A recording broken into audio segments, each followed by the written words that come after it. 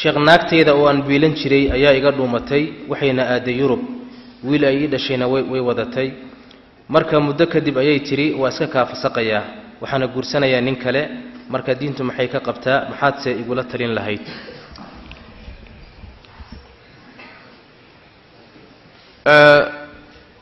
waa dhaqan waayahan jira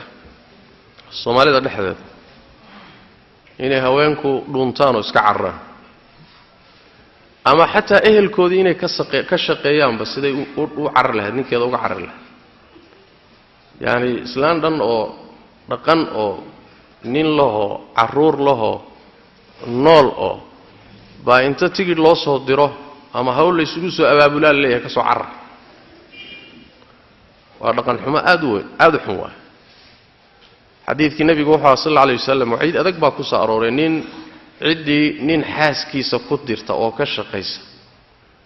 waciid aad u adag baa nabiga ka soo arooray salawaatu rabbi wasalaamu alayhi ilaan guri baa duminaysa waa shaqadii shaytaanka waa shaytaanka qabta hawshaas inuu guryaha dhisan dumiyo oo reeraha kala diro intaasi marka arrin khatar ah wax laga shaqeeyana ma haweenaydu haddii ay ninkeeda ka cararto ama amarkiisii iidankiisii ogolaanshihiisa la'aantii iska tagto waa naashizad waa caasiyad hadday naashizad tahayna xaq ma leh xuquuq gogolla ma leh xuquuqdii biilka iyo masruufka iyo marashadana ma leh ilaa ay ninka daacadiisa ku soo noqoto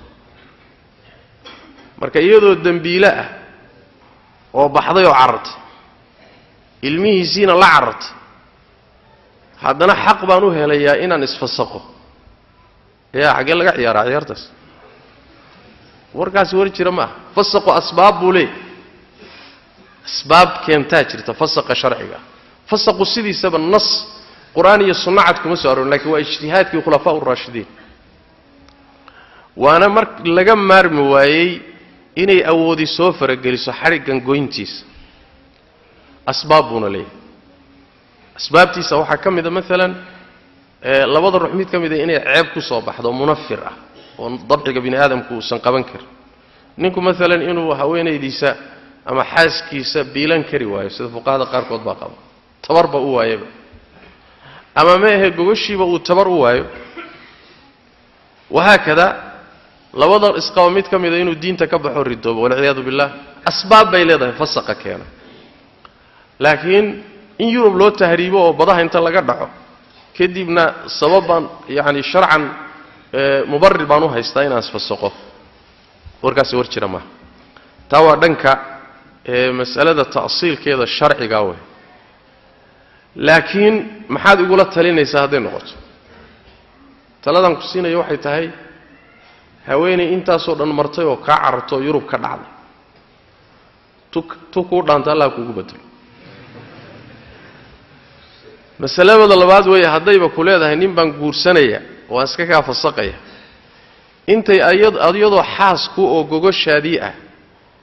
ay nin kale la seexan lahayd waxay kula seexataba waxaan kugula talin lahaa iska siidaa iyadana ha dambaajinin oo dambi weyn ha gelin adigana wax ku dhaama waad heli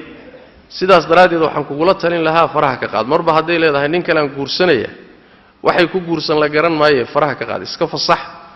ha guursato waxay guursanaysaa adiguna tu kala raadso wallahu a'lam su'aasheena